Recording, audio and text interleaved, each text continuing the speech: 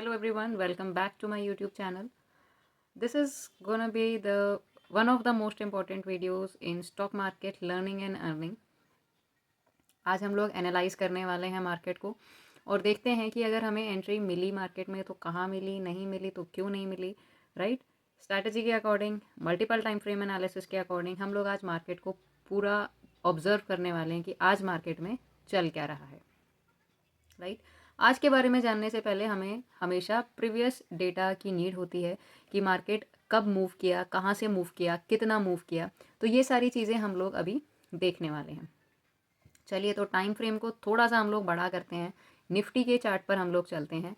Okay, तो अभी देखिए मार्केट है 15 मिनट टाइम फ्रेम में। इसको मैं 1 टाइम फ्रेम में एक बार शिफ्ट करके आपको दिखाना चाहूँगी कि मार्केट में चल क्या रहा है। देखिए मार्केट में अभी हमें दिख रहा है ऑलमोस्ट प्रीवियस 1 मंथ का चार्ट। ओके, स्क्रीन पर जो भी आपको चार्ट दिख रहा है ये ऑलमोस्ट 1 मंथ का चार्ट है, राइट। तो अब फटाफट से एक बार इसको एनालाइज कर लेते हैं। इसके एनालिसिस के बाद में हमें काफ़ी सारी चीज़ें क्लियर होने वाली हैं। चलिए, तो मार्केट में ये जो पॉइंट है, this is the highest point.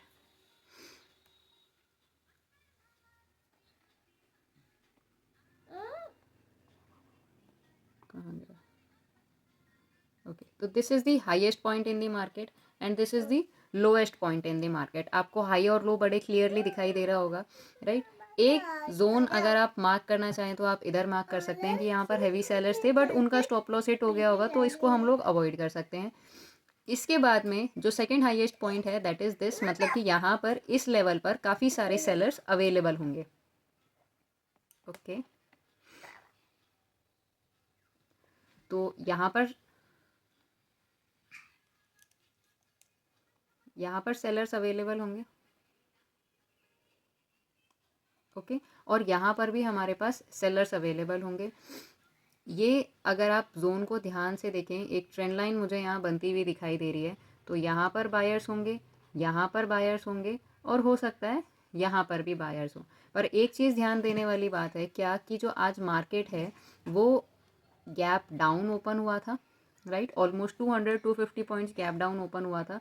तो क्या है, यहाँ पर जितने भी बायर्स थे ना वो अपनी पोजीशंस को स्क्वायर ऑफ कर चुके होंगे। ओके, तो अब बायर्स हमारे पास कौन से बचते हैं? हमारे पास ये वाले लेवल के बायर्स बचते हैं। एक बार मैं इसको क्लियर कर देती हूँ, राइट। अब हमारे पास बायर्स कौन से बचे होंगे? हमारे इस लेवल पर बायर्स बचे हुए होंगे जो कि यहाँ पर अवेलेबल थे, ठीक है। और उसके बाद अगर पहले के बायर्स बचे हुए होंगे तो वो शायद यहाँ पर हमारे पास कुछ बायर्स बचे हुए होंगे जो मार्केट को अब भी पोटेंशियली अपवर्ड्स लेकर जाने वाले हैं। ओके, सेलर्स तो इस लेवल पर हमें काफ़ी ज़्यादा देखने को मिलेंगे। इधर पर भी सेलर्स होंगे, इधर पर भी सेलर्स होंगे। अब क्या होगा, अब इन बायर्स में और इन सेलर्स के अंदर होने वाली है फाइट। जो अगर क्वांटिटी बायर्स की ज़्यादा होगी तो मार्केट ऊपर की साइड मूव करेगा, अगर क्वांटिटी सेलर्स की ज़्यादा होगी तो मार्केट जो है वो नीचे की साइड मूव करेगा। दिस इज़ द थिंग, ठीक है। तो अब हमें बड़े टाइम फ्रेम पे ये पता लग गया है कि मार्केट में क्या हो सकता है, किस लेवल से मार्केट बार बार ऊपर उठ सकता है। तो देखिए यहाँ पर बायर्स अवेलेबल हैं और इनके स्टॉप लॉस समवेयर इस पॉइंट के तो डेफिनेटली नीचे ही होंगे।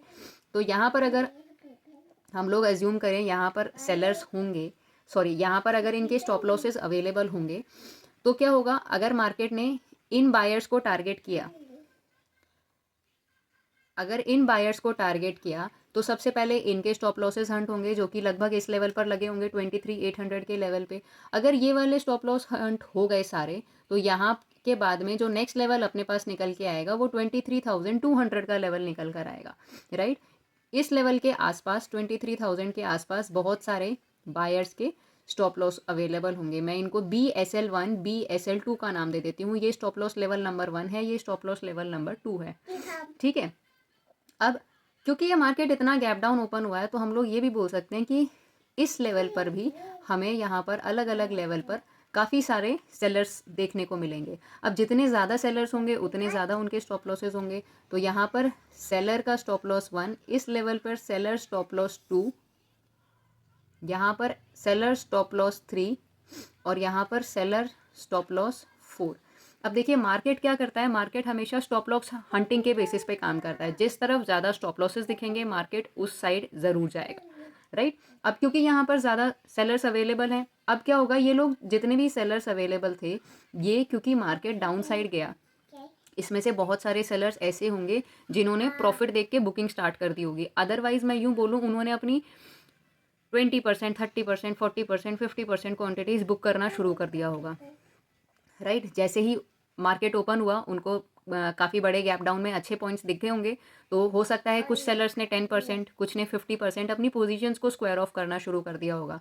तो यहाँ पर स्टॉप लॉसेस होंगे, राइट, पर उनकी क्वांटिटीज़ डेफिनेटली कम हो चुकी होंगी।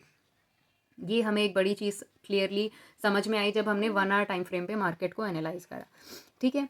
अब क्या होगा, अब मार्केट मूव करेगा इन सब के स्टॉप लॉसेस को हंट करने के लिए, लेकिन अगर सेलर्स की स्ट्रेंथ ज़्यादा है तो मार्केट के नीचे साइड मूव करने के चांसेस भी उतने ही ज़्यादा हो जाएंगे, जो कि हमारा जो RSI लेवल है वो क्लियरली बता रहा है। करंट रनिंग कैंडल में RSI चल रहा है 22.48, राइट। इस कंडीशन का इसका क्या मतलब होता है कि मार्केट में स्ट्रेंथ कितनी है, मार्केट में स्ट्रेंथ है लगभग 20 to 25% मूव करने की अपसाइड, राइट। मतलब कि जो सेलर्स हैं उनकी स्ट्रेंथ डेफिनेटली ज़्यादा है। अब क्योंकि सेलर्स की स्ट्रेंथ यहाँ पर ज़्यादा है, तो क्या होने वाला है, चांसेस अभी भी हैं कि मार्केट जो है वो नीचे की साइड में मूव कर जाए, ठीक है। लेकिन हम लोग हैं रिटेल बायर्स, राइट।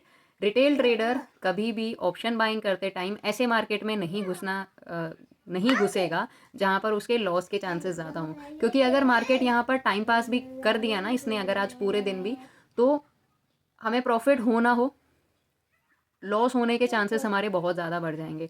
लॉस हमें बुक नहीं करना है, अगर हम लोग लॉस बुक करते चले गए तो हमारा मार्केट में ना टिकना मुश्किल हो जाएगा। तो व्हाट वी कैन डू कि ऐसे मार्केट में जब भी बायर्स और सेलर्स की स्ट्रॉन्ग फाइट चल रही हो, तो उस टाइम पे we are not going to enter in any of our trade. जैसे मार्केट मूव कर रहा है उसको मूव करने दो, जब कोई डायरेक्शन क्लियर होगी तब हम ट्रेड ले लेंगे, राइट। अब मैं मॉर्निंग से बैठी हुई हूँ, मुझे कोई ट्रेड नहीं मिल रहा है, 12 बज चुके हैं, दैट इज़ इट, नहीं भी मिलेगा तो भी चलेगा। अभी एक बार हम लोग टाइम फ्रेम को थोड़ा छोटा करके छोटे लेवल पर एनालाइज कर लेते हैं।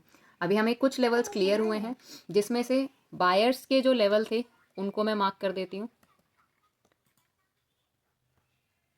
ये हमारे 2 लेवल्स थे जहाँ पर मार्केट में बायर्स अवेलेबल हैं, और सेलर्स के लिए हमारे पास काफ़ी ज़्यादा पॉइंट्स हैं। तो मेजर पॉइंट्स जो मुझे लग रहे हैं सेलर्स के, उनको हम लोग मार्क कर देते हैं। तो देखिए, हमने 2 बायर्स की लाइन ड्रॉ करी हैं जिनको हम लोग सपोर्ट भी बोल सकते हैं, और 3 हमने रेसिस्टेंस लेवल ड्रॉ करे हुए हैं, ठीक है। बड़े टाइम फ्रेम पे हमने एनालाइज कर लिया इसको। अब फटाफट से 15 मिनट टाइम फ्रेम पर हम लोग चल पड़ते हैं। 15 मिनट टाइम फ्रेम पे मार्केट हमें क्या दिखाने की कोशिश कर रहा है कि भाई ये जो गैप डाउन एरिया है, फिल होने के चांसेस तो हैं, बट मार्केट इंट्राडे हाई को तोड़ नहीं पा रहा है। अगर मैं आपको दिखाऊं तो this was intraday high,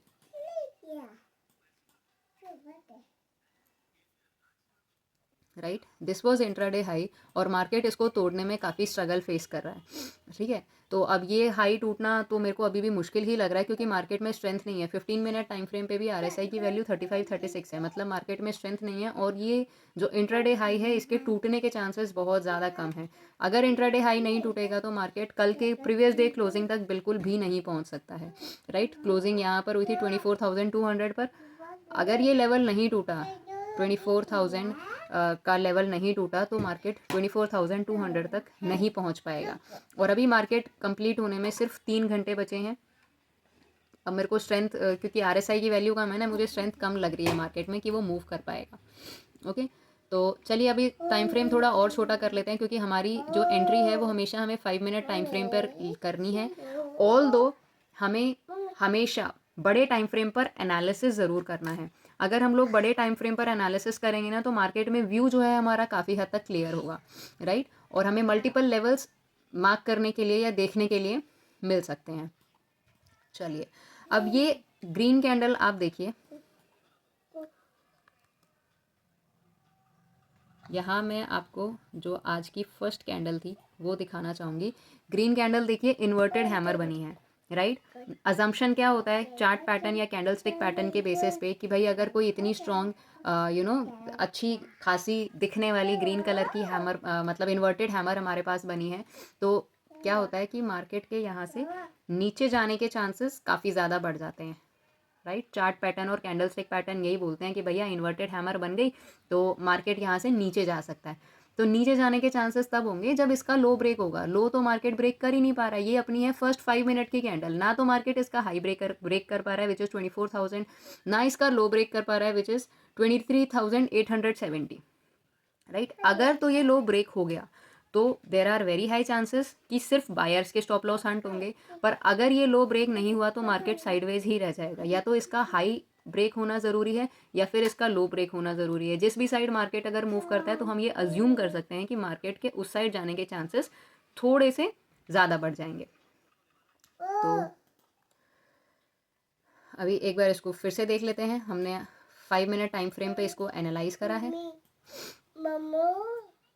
okay, अब आप देखिए मार्केट इस हाई को ब्रेक करके सस्टेन नहीं कर पा रहा है, राइट। और ना तो मार्केट ऊपर की साइड में सस्टेन करता हुआ मुझे दिखाई दे रहा है, ना ही इसमें RSI की वैल्यू मुझे बढ़ती हुई दिखाई दे रही है। तो मेरे लिए ऐसी कंडीशन में कॉल साइड में एंटर करना बहुत ज़्यादा रिस्की है और मैं पुट साइड में भी एंटर नहीं करना चाहूँगी क्योंकि ये लेवल ना अभी मेरे लिए नो ट्रेड जोन बन चुका है, राइट। ये लेवल्स मेरे लिए बन चुके हैं अभी नो ट्रेड जोन। इसमें किसी भी साइड आप मूव कर लो, कॉल या पुट कुछ भी बाय सेल करके देख लो, बाय करके देख लो, तो वहाँ पर ना हमारा ना ट्रेड के अकॉर्डिंग प्राइस एक्शन के अकॉर्डिंग कोई एंट्री बन रही है, ना सेटअप के अकॉर्डिंग, ठीक है। अब मैं फटाफट से आपको गप्पी मल्टीपल मूविंग एवरेज और उसके साथ में बॉलिंजर बैंड लगा के दिखा देती हूँ। ओके, तो देखिए यहाँ पर RSI था 55, कल की लास्ट कैंडल का RSI वॉज 55। आज RSI तो डेफिनेटली 40 से कम है, राइट। हमारी स्ट्रैटेजी के अकॉर्डिंग हमें एंट्री मिलेगी व्हेन RSI इज़ बिलो 40। लेकिन अगर इसको हम ट्रिगर कैंडल कंसिडर करते हैं तो ट्रिगर कैंडल कंसिडर करने के बाद में इसका लो कभी ब्रेक ही नहीं हुआ है, तो हमारी पुट साइड में तो एंट्री डेफिनेटली नहीं बनी है। और अगर कोई कैंडल को देख के एंटर कर भी लेता कि इन्वर्टेड हैमर है, यहाँ से मार्केट नीचे जाएगा, तो यहाँ हमारा स्ट्रैटेजी के अकॉर्डिंग SL हिट हो गया होता 10.40 पर, क्योंकि इस कैंडल ने ऑरेंज लाइन को या फिर अपनी 20 SMA की लाइन को टच करा है। चलो भाई, अब थोड़ा सा और आगे चल पड़ते हैं। उसके आगे जो हमारा RSI है ना, ये वाला जो हमारा RSI है, देखिए ये 50 के आसपास घूम रहा है, 50 से 44 45 के बीच में ये सिर्फ घूम रहा है। तो जब तक हमारा RSI हमें इंडिकेट नहीं कर रहा कि उसकी वैल्यू 60 से ऊपर है, तब तक हम कॉल साइड में एंटर नहीं करेंगे। जब तक ये इंडिकेशन नहीं दे रहा कि ये RSI 40 से नीचे जा रहा है, तब तक हम पुट साइड में भी एंटर नहीं करेंगे, ठीक है। और इन्वर्टेड हैमर को देख के देखिए, कभी भी किसी भी कैंडल को देख के ये नहीं कि भाई मारू बुजू बन गई या इन्वर्टेड हैमर बन गई तो हम लोग उसको देख के एंटर कर सकें, राइट। हमें हमेशा इस चीज़ के ऊपर ध्यान देना है कि अगर कोई भी कैंडल बन रही है तो वो कैंडल क्या किसी सिग्निफिकेंट लेवल पर बन रही है। अगर वो सिग्निफिकेंट लेवल पर बनी है तो ही उसके करेक्ट होने के चांसेस बहुत ज़्यादा हैं, अदरवाइज उस कैंडल के चांसेस एक्यूरेट होने के बहुत ज़्यादा कम हो जाते हैं। अब यहाँ पर इन्वर्टेड हैमर तो देखकर काफ़ी सारे लोगों ने पुट साइड के ट्रेड को प्लान करा होगा, राइट। इसको अगर हम ध्यान से देखें तो ये जो फर्स्ट कैंडल बनी थी ग्रीन कलर की, इन्वर्टेड हैमर देख के काफ़ी सारे लोगों ने ये अज्यूम करा था यहाँ से मार्केट नीचे जाएगा। पर इन्वर्टेड हैमर अगर रेजिस्टेंस के पास बनती है तो हम लोग ये अजम्पशन लगा सकते हैं कि वहाँ से मार्केट जो है वो नीचे फॉल करेगा। पर ये बनी है सपोर्ट के पास, राइट। और कोई भी फर्दर कैंडल्स आप देख सकते हैं 20-25 कैंडल्स बन चुकी हैं, फर्दर कोई भी कैंडल्स इसका लो ब्रेक करने में स्ट्रेंथ नहीं शो कर रही हैं। तो हम लोग इसीलिए पुट साइड की ट्रेड में एंटर नहीं कर रहे हैं। तो कैंडल्स की कंस्ट्रक्शन एक चीज़ होती है और उसकी साइकोलॉजी को समझना एक चीज़ होती है। कोई भी कैंडल बन रही है, अगर वो डोजी कैंडल है, अगर वो इन्वर्टेड हैमर है, हैंगिंग मैन है, या फिर हैमर कैंडल है, मारू बुजू है, कोई भी कैंडल है, किसी भी कलर की कैंडल है, कोई फ़र्क नहीं पड़ता जब तक कि वो एक इम्पॉर्टेंट लेवल पर ना बने।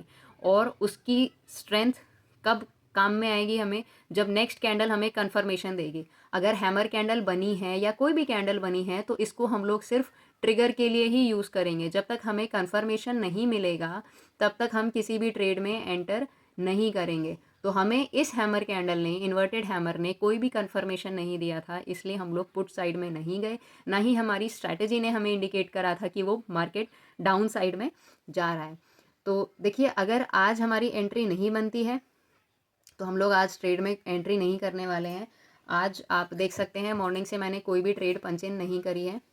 Just a moment, right. अब इसमें आप पोजीशंस देख सकते हैं, मैंने कोई भी पोजीशन नहीं ली है आज की। ओके, ये हमारी ऑर्डर हिस्ट्री है, हमने कोई ऑर्डर नहीं लगाया है क्योंकि मार्केट ने गैप डाउन ओपनिंग दी और उसके बाद ना मार्केट ऊपर की साइड मूव कर रहा है ना नीचे की साइड, तो अननेसेसरी ट्रेड करके हम अपना लॉस नहीं करने वाले हैं, ठीक है। तो that is it from my side today. कल अगर हम लोग ट्रेड करते हैं, कोई स्ट्रैटेजी हमें एंट्री देती है, तो हम लोग डेफिनेटली, मैं उसको रिकॉर्ड करूँगी, मैं आप लोगों को तक शेयर करूँगी। पर अगर ऐसा कुछ भी नहीं होता है तो कोई बात नहीं, स्टॉक मार्केट है, रोज़ खुलेगा रोज़ बंद होगा, एक्सेप्ट ऑन वीकेंड्स। चलो, थैंक यू।